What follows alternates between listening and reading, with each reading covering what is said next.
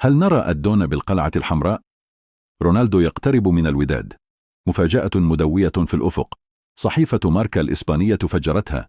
رجل أعمال إسباني مقرب من كريستيانو رونالدو ومن نادي الوداد الرياضي يتحرك لإقناع الدون بخوض تجربة قصيرة مع وداد الأمة خلال كأس العالم للأندية المقبلة. الوداد يسعى لضربة إعلامية وفنية من العيار الثقيل عبر استقطاب واحد من أساطير الكرة العالمية ليكون قائدا ملهما في المنافسة الكبرى.